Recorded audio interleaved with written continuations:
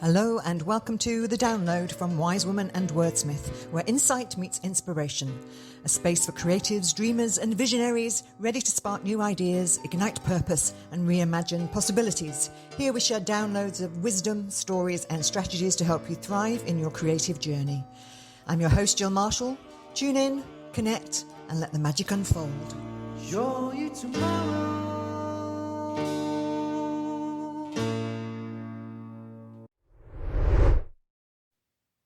Hello, it's The Download, the space where we explore creativity, consciousness, and the mystery of what makes life meaningful. I'm Jill Marshall, and today I want to talk about something I've been feeling a lot lately, especially as I became aware that I've now been doing this podcast for 6 months, half a year, a crazy chunk of 2025 that I didn't see coming. Yes, that thing I want to talk about is time. Specifically, what happens to time when we're absorbed and fulfilled and creating. Have you ever sat down to write or paint, build, brainstorm, create a podcast, only to look up and realize hours have passed like minutes? Or had one of those moments where everything just clicks? The right idea, the right call, the perfect chance encounter, like the universe was conspiring in your favor. Or the other kind of time, where it stops because you're bored and the clock ticks by endlessly. So this is what we're talking about, time slipping. Not the sci-fi kind, although hey, who doesn't love a good time travel story? I certainly do, both reading and writing them. And I've got a couple of my own that I'm very fond of, which I'll talk about in a bit. But I'm also talking about the everyday kind of time slip, the kind that happens when we just drop into the flow. We lose ourselves in something meaningful and notice that time starts to behave, well, differently. Now let's start with the science. I've talked about flow before. A psychologist coined the term to describe that optimal state where challenge meets skill and we're fully immersed in the moment. In flow, the prefrontal cortex, the part of our brain responsible for self-monitoring and timekeeping, actually quiets down. That's why we lose track of time. It's not just a feeling, it's neurological. This state has been studied in athletes, artists, surgeons, even gamers. The common thread? Deep focus, high stakes, no space for doubt. Time doesn't just slip, it stretches, it collapses, and it reshapes around our experience. We've been taught to think of time as a continuum, along with space. But as Einstein once said, the distinction between past, present and future is only a stubbornly persistent illusion. Time, in physics, isn't linear, it's relative. Depending on speed, gravity and perception, it can expand or it can contract. Artists have intuited this for centuries. Just look at Salvador Dali's The Persistence of Memory, all those melting clocks. A visual representation of how dream space, memory and imagination dissolve our everyday constructs of time. So if you've ever felt like time slowed down in a crisis or sped up when you were laughing with someone you love, you are not imagining things. Time is not fixed. We live in and through what we might call time subjectivity. You'll know this yourself, you'll recognize it. Time flying when you're having fun. Time dawdling when you're waiting for news. Time stopping when you're in complete awe or maybe complete terror. I can look up at a pause in my writing, or apparently in my podcast creating, and discover to my shock that several hours have passed. Outside it's gone dark, inside my stomach is growling. In fact, quite often I'm only alerted to time passing by the timestamps of real life suddenly nudging me awake. A mealtime, someone arriving, an appointment or a meeting or a school pickup to organise. The feeling is not unlike waking up, but it's actually bigger than that, like dropping back into my body after my imagination has astral planed me to some other place, some other time. Some of the greatest art emerges from this state. Brian Eno once said he makes music to create a space you can fall into. Music that stretches time, invites immersion, and holds you. Art isn't just made in flow, it actually gives flow. It reminds us what it feels like to belong to something timeless. And we don't just feel time slipping in real life, we crave it in our stories. time travel, parallel timelines, memory loops, actual time-slip novels. They show up again and again in books and films and plays, not just as sci-fi tropes, but as deeply emotional metaphors. Like The Time Traveller's Wife by Audrey Niffenegger. It's not really about science and time travel. It's about love that refuses to follow linear logic, the ache of presence and of absence, of knowing someone in one moment and then losing them in the next. So many others, Midnight in Paris, Kindred by Octavia Butler, even A Christmas Carol, or the rom-com that's literally called About Time, which is not just a rom-com, but a philosophical comment about how to live life. Personally, I love the film Interstellar, which takes us back and forth across galaxies, but mostly across time, lives, and loves.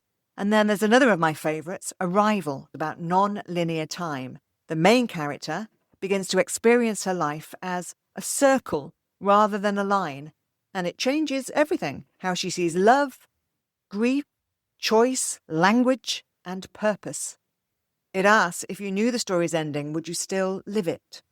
One of my own books picks up on this theme. After a series of time-travelling instances back into her own life, hard-working and hard-done-by teenager Sasha is asked the question in my YA novel Breathe. Would you accept this soul contract, this soul journey, if you knew what was coming? And in Pineapple, 3 young adults find their lives intersecting across a whole century and the breadth of the world. When I write historical fiction like Gossip Girl, I feel like I'm there. It's a trope and a topic that comes back to me again and again, and it's not an accident. These stories remind us time isn't just a backdrop, it's a dimension of meaning, and sometimes slipping through it is the only way to really see ourselves.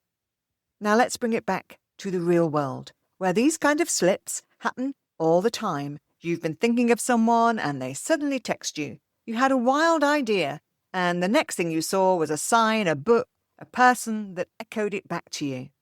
These are what Carl Jung called synchronicities, meaningful coincidence. There's a whole nother episode on that if you're interested in diving further. In creative work, it can show up as divine timing, the day you finally feel brave enough to share your project, and someone reaches out needing exactly what you've made. Or when the piece you were struggling to finish clicks into place because of a random conversation. It's not randomness, it's resonance. This actually happened with Breathe. I'd started it a year or so before and got a few chapters in and couldn't find the rest of it. And then suddenly, after one conversation, it all occurred to me at once, and out came the whole book. When the soul is ready, the path appears, says a Buddhist proverb. So, how do you know you're in a time slip? Here are a few signs to look out for. Firstly, this one you'll know very well, you lose track of time completely. What felt like 10 minutes was actually 2 hours. Or sometimes ideas flow faster than you can capture them. That's when you're in download mode, and you need to find a way to keep yourself grounded enough to capture them in real time. Or you feel light, energized, maybe even a little altered, maybe a bit dizzy. It's like you're tuning in to a different frequency that doesn't quite match up with your radio equipment. Or coincidence starts stacking up. People, messages and opportunities fall into place, or sometimes fall out of place. That's worth knowing as well. And you stop doubting yourself because for a while, the inner critic goes quiet. All that's there is the murmur of your creativity. It's a kind of sacred alertness, a nudge that you're aligned with something bigger than your to-do list. I've already podcasted about the most incredible and soul-touching example of this in my episode called For Jane, where I discussed how some amazing friends caught up in a whirlwind of a day, and then my best friend Jane and I from my teenage years relived our favourite moments with bands and laughter and joyful discussion of all our families.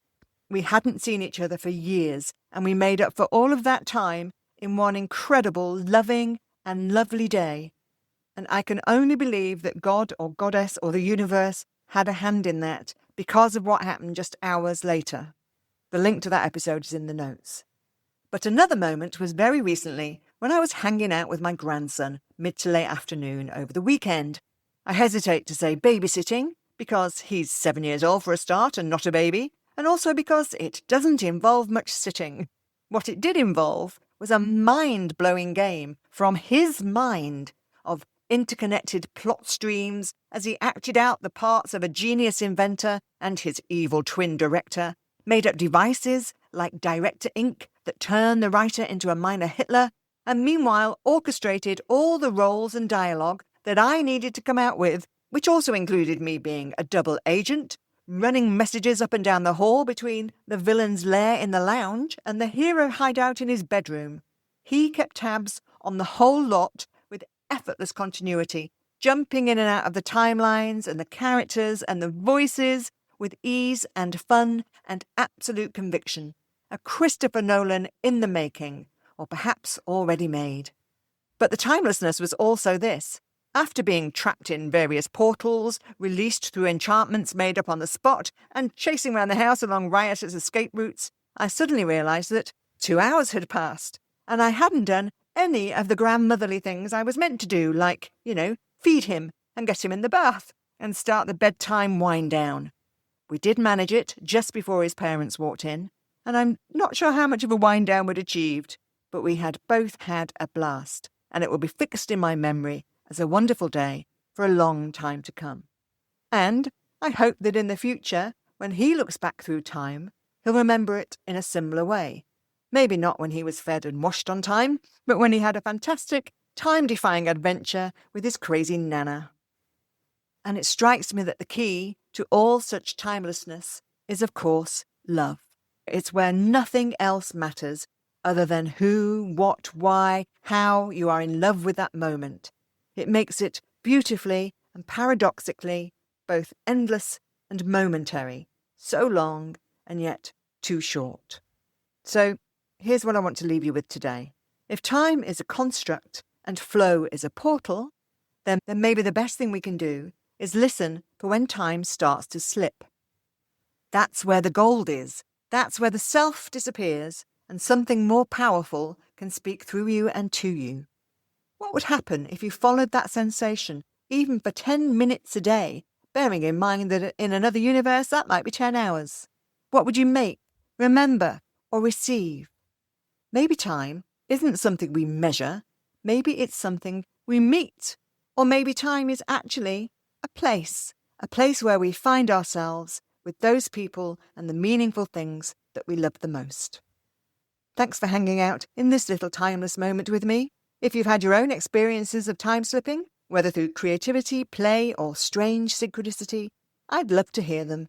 DM me, tag me, leave a comment wherever you're listening. And if you're finding value in this episode, share it with someone who might need a reminder that there's more to time and more to life than the clock on the wall. Until next time, stay curious and stay in the flow. Thanks for tuning in to the Download podcast. Feel free to like, comment and share and all of that good stuff. And for more about my books, coaching and business services, please check out wisewomanandwordsmith.com. Also, I'd love to hear more about your own intuitive hits and downloads. So do find us on Facebook, YouTube and more.